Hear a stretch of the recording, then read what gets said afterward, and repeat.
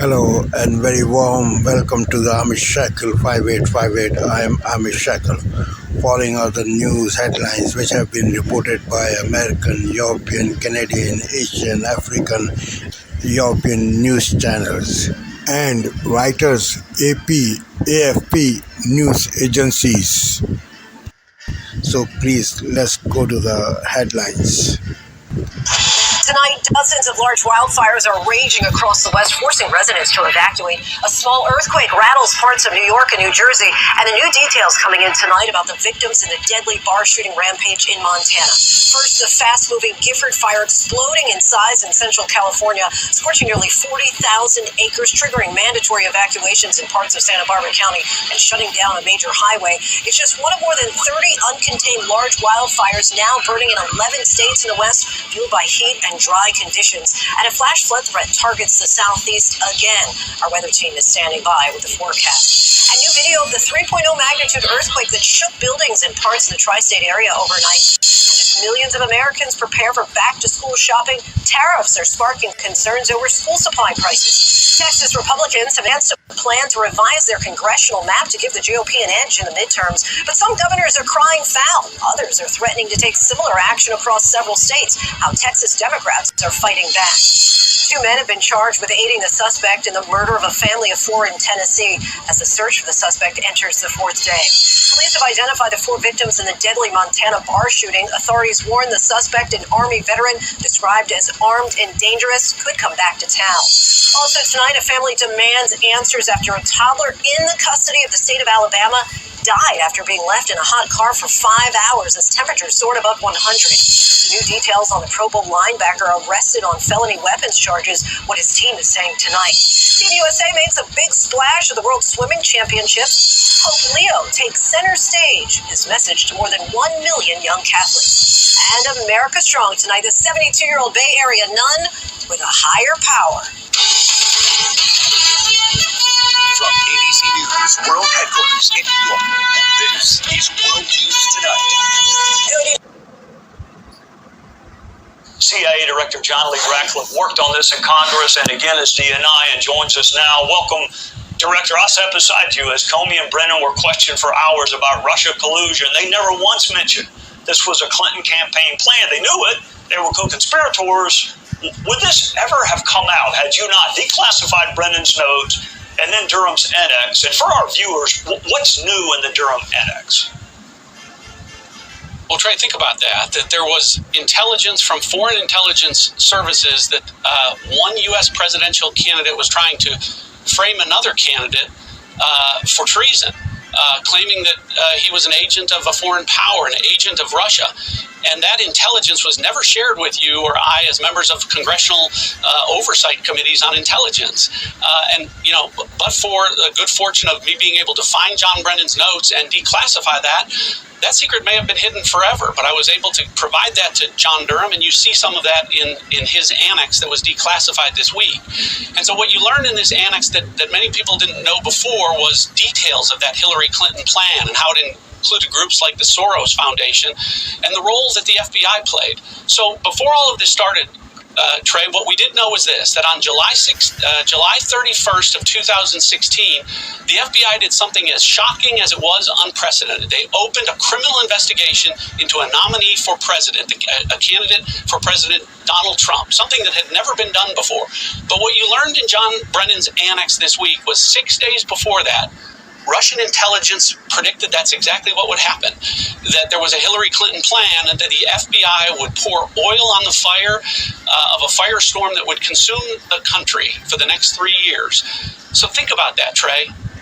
Either the Russians made the greatest prediction or the luckiest guess of all time, or this intelligence was real. And of course, the answer is this intelligence was real. And how do we know that? Well, subsequently, under penalty of perjury, while under oath, Hillary Clinton's own campaign manager confirmed that there was such a plan and that Hillary approved it. So that, I think, in addition to what you learn about the FBI's role that came out this week, was that this intelligence that was so shocking that John Brennan brought together the National Security Council, President Obama, Vice President Biden, Clapper, Comey, Susan Rice, and briefed them on this intelligence about a Hillary plan to frame Donald Trump, and that the CIA made the required referral of that to the FBI to investigate that as a counterintelligence matter. And as John Durham found, the FBI buried it. They didn't open a file, they didn't assign an analyst, they didn't investigate it all. They just spent the next few years, really, amplifying the lie of Hillary Clinton's Steele dossier and burying the truth.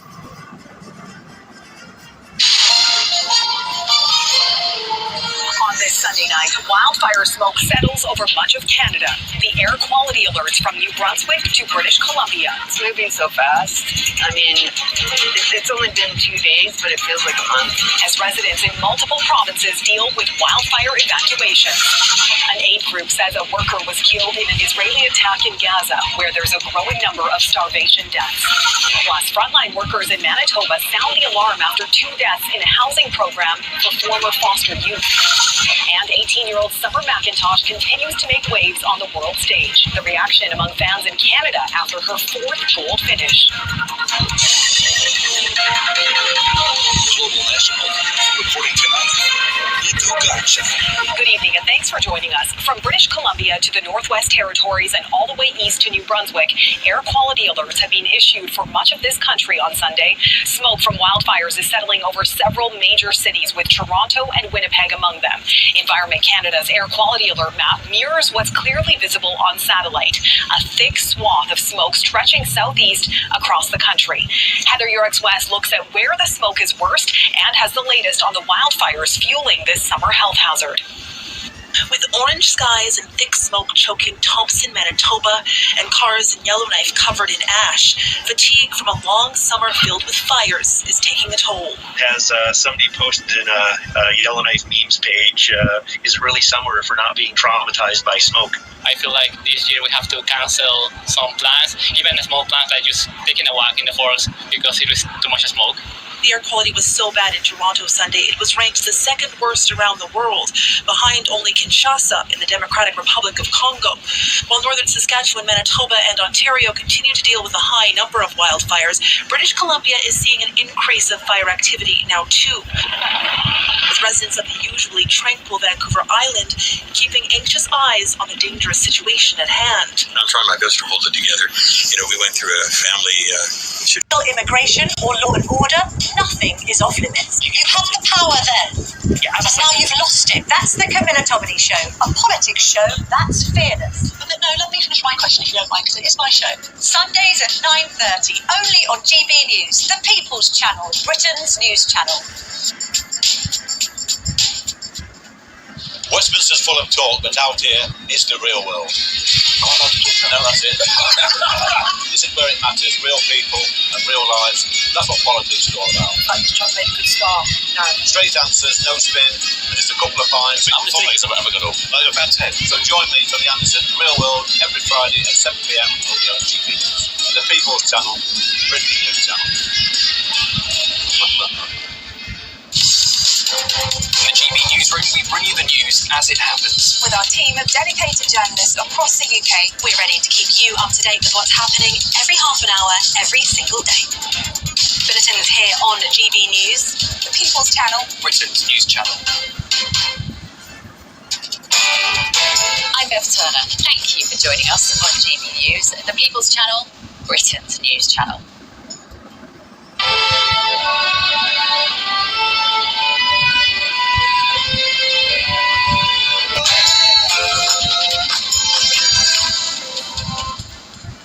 Hello there, very good morning to you. The Home Office has launched a huge new drive to, guess what, smash the gangs. £100 million funding boost. While 300 new National Crime Agency officers and high-tech surveillance tools will be deployed across borders. But does it sound like you've heard it all before? To go after the criminal gangs, to smash the gang networks. To smash the smuggling gangs, smash the gangs. To smash the gangs. Well, with record-breaking numbers of small boats reaching British shores each week, the question on everyone's lips, can the government regain control of our borders? University asylum crackdown. Places of higher education could be barred from accepting foreign students if institutions don't tighten up checks. It's all part of a wider push to fix the broken immigration system. What do you think? Fierce Flores, trains and ferries are cancelled as danger to life warning is issued for parts of the UK, with gusts reaching up to 85 miles per hour. Thousands of drivers who bought cars on finance before 2021 and now could be in line for a payout after the ruling on Friday. The financial watchdog is looking at a compensation scheme that could cost the industry billions. US sanctions loom for Russia as Donald Trump's Ukraine peace deadline draws to a close, with Putin defiant and relations between the two leaders now at breaking point. Which brings to Melania Trump in the Situation Room. The First Lady's touted as the woman behind the President's foreign policy. But we're asking, should spouse A out of politics make it all the more interesting? And sport this morning, I tell you, an incredible test. Could have an incredible end today. England need 35 runs to seal it this morning, while India need 4 wickets to draw the series. Lando Norris wins the Hungarian Grand Prix as Lewis Hamilton underperforms again and is not very happy. And we've got the British Lion who can finally meet his daughter. Storm Flores has arrived, bringing unseasonably strong winds for many of us on Monday, with an amber weather warning in force this morning. Join me later for the full forecast with all the details. Hello there, very morning to you on this Monday morning. You're starting your day and you're starting your weekends. Thank you for that. I'm Eamon Holmes. I'm Ellie Costello, and this is GB News Breakfast.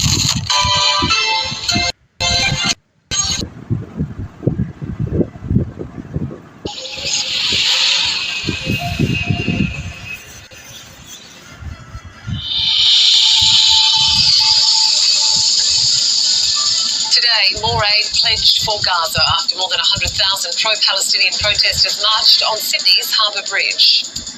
The images that we've seen, it's not surprising that so many Australians have been affected in order to want to show their concern.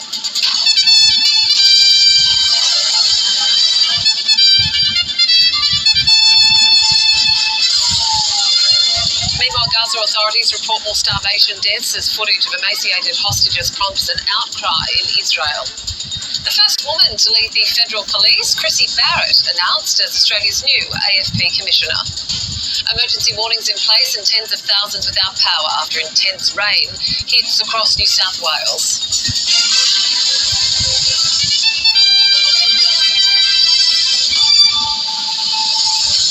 Hello and welcome to ABC News. March of Sydney Harbour Bridge as an important opportunity for people to express themselves. The New South Wales Premier Chris Minns says he won't allow the landmark to be used as a platform for protest on a regular basis. Organisers have defended the march, saying it was an incredible event. Pablo Vinales has more from Sydney. The turnout to that historic march over the Sydney Harbour Bridge yesterday far exceeded even the organisers' expectations. Almost 100,000 people walking over the Harbour Bridge to highlight the humanitarian crisis in Gaza. The event yesterday.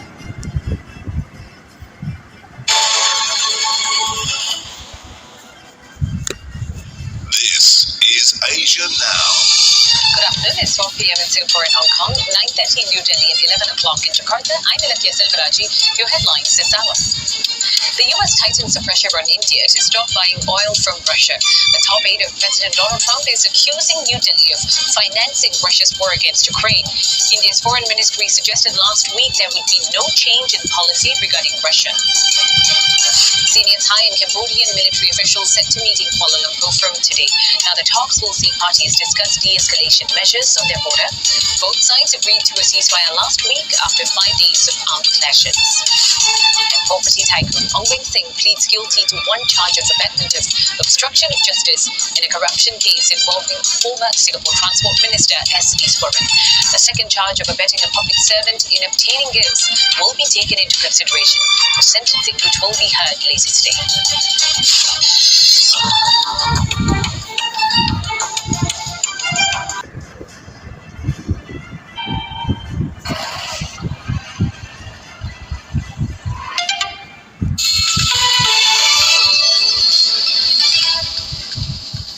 This is DW News, and these are our top stories.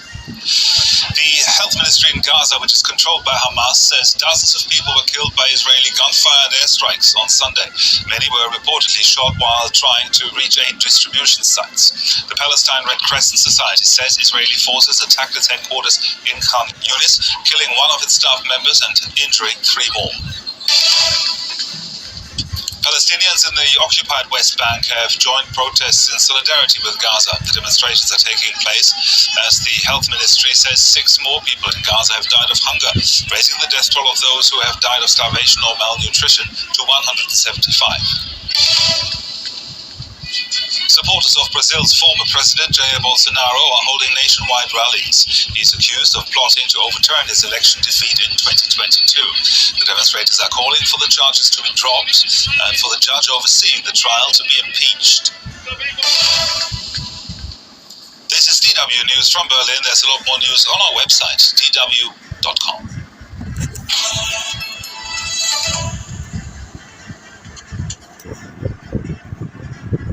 And finally, a roundup of the must-see events in Vienna. All coming up in this special edition of Paris des Arts, coming soon to France 24. Hello and a very warm welcome to you. You're watching Daybreak here on France 24. These are the headlines this hour. Bombings, starvation and an acute water crisis continues to unfold in Gaza. Dozens shot dead as they tried to get some food on Sunday, while 6 more people were killed through starvation on that day alone. This as Israel calls on NGOs to get food to the Israeli hostages being held in the region, who are also feeling the impact of Israel's strict blockade on vital supplies. Dozens of people, meanwhile, killed as they tried to reach war-torn Yemen, a step they had hoped towards a better life. A boat carrying 150 Ethiopians capsized, 68 confirmed deaths, others still missing.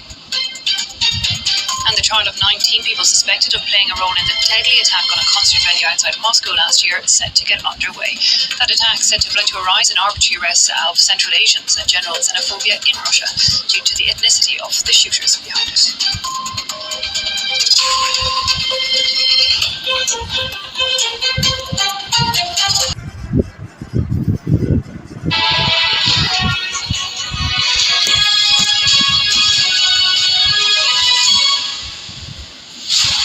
Hello, good morning. It is 6 a.m. and on breakfast today, we'll wait to see how markets could react after news a car finance compensation scheme could cost them billions. Plus, number 10 pledges £100 million to tackle people smuggling gangs. It is Monday, the 4th of August.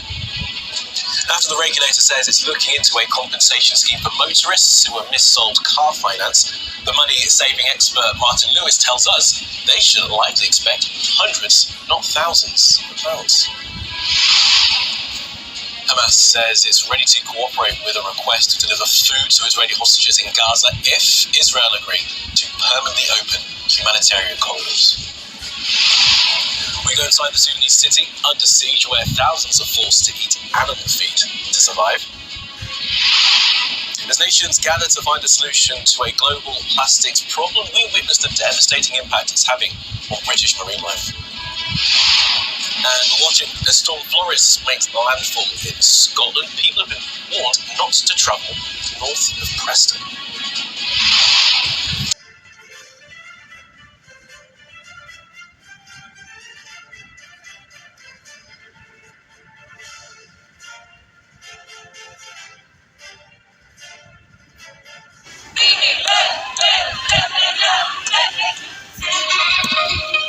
Africa News. The news. August 2nd, a symbolic date in the Democratic Republic of Congo.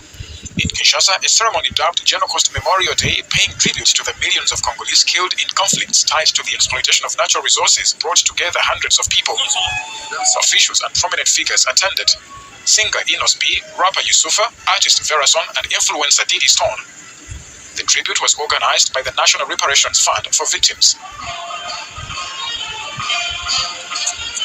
Today we're here to commemorate, to remember all those who were taken, all those who continue to bear the scars of these conflicts, and especially those who carry that burden. In the crowd, the faces were somber. A screening illustrated the scale of the violence. Survivors took the floor, their faces covered to protect their identities. When the war began in my village, there were many killings and atrocities. We were forced to flee to a neighboring village. In his speech, President Felix Tshisekedi called on the international community to recognize the Congolese genocide, a plea for truth, justice, and remembrance. If the world still hesitates to recognize this tragedy for what it is, a slow-moving genocide, we will not wait for others to validate our pain. We are the first witnesses. We will be the first to pursue justice. The ceremony concluded with the lighting of the Genocost flame, a symbol of remembrance and resistance. A light to honor the millions of victims and a call for urgent justice.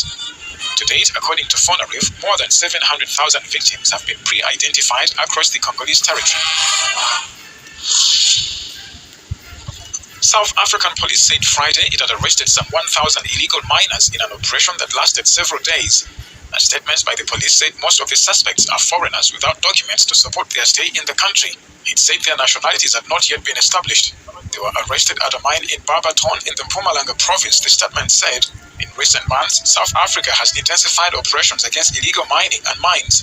In January, nearly 2,000 illegal miners were arrested at an old gold mine in Stilfontein. Of these, 1,128 were from Mozambique, 473 from Zimbabwe, and 197 from Lesotho.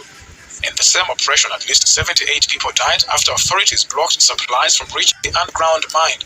The South African government was accused by activists and rights of using station to push the miners out of the pits where they had barricaded themselves. President Donald Trump's new tariff rates of up to 41% on U.S. imports from dozens of trading partners have drawn expressions of relief from some countries that negotiated a deal and disappointment from those who haven't. The rates with the potential to upend global trade took effect on August 1st. The tariff tsunami hit from Trump, and now you're starting to see rubber meet the road in terms of what some of these tariffs actually look like. And you combine that with some softer economic news, the market is a little nervous about this combo 1-2 punch. Shares fell in Asia, with South Korea's Kospi dropping nearly 4% after the tariff rate for the U.S. ally was set at 15%. I think the tariffs are probably a little higher than the street wanted to see.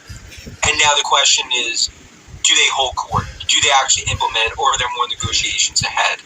And I think you knew these dates were coming. You knew the tariffs were going to hit. But everyone's also waiting for what the big ones in terms of China, that continues to sort of be front and center. That's really going to drive the market. On Thursday, Trump signed an executive order increasing tariff rates on 69 trading partners. It imposes additional duties with the new rates ranging from 10 to 40%.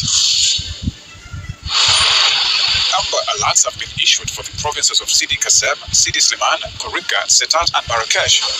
Alerts are also in place for Bure Yakub, Toinette, Lerache, Wezan, and Tata.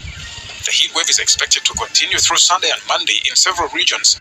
The Meteorology Department urged the President to take necessary precautions during the intense heat. It is a different experience, though, for coastal cities and provinces such as Rabat and Casablanca, who have been witnessing a relief in recent days as breezy weather kept temperatures between 25 and 27 degrees.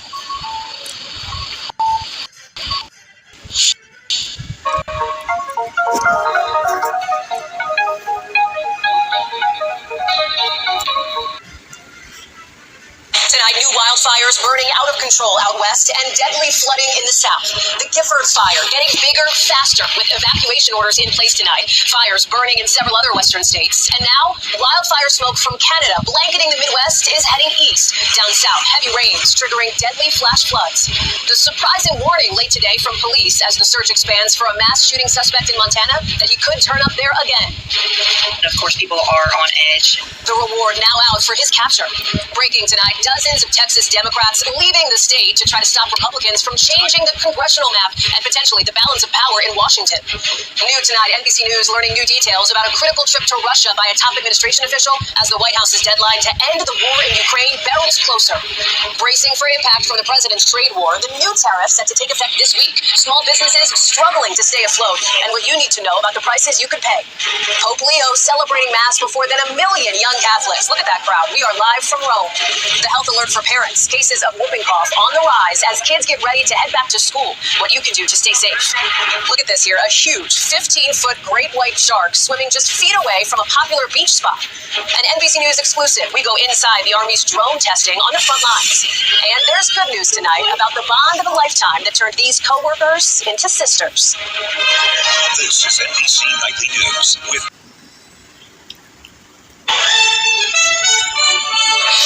Tonight, critical conditions. Hot, dry weather out west is fueling the flames of several wildfires. The fire in the Grand Canyon is now the largest in the U.S., while the Gifford fire in South Central California has quickly expanded into 2 counties. Plus, smoke from Canada's wildfires is impacting more than 40 million Americans. There is potential for elevated air quality concerns. I'm meteorologist Andrew Kozak, and I'll have your forecast. Also tonight, tariff turmoil. I'm Willie James, Inman, traveling with the president. The Trump administration's new trade policy set to take effect this week as consumers brace for impact. Plus, papal prayer. Pope Leo gets the rock star treatment as hundreds of thousands camp out at a youth rally in Italy. Home buyers blues, low inventory and high prices, but that's just part of the story. I'm Chanel Call in New York, where there are some positive signs for the real estate market.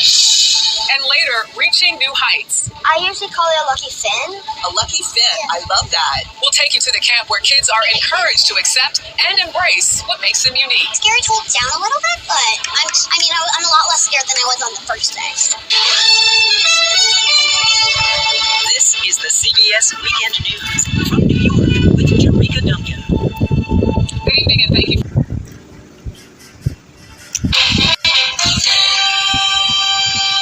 Tonight on PBS News Weekend, 8 groups on the ground inside Gaza say food and medicine trickling into the territory is not enough to prevent more Palestinians from dying from hunger.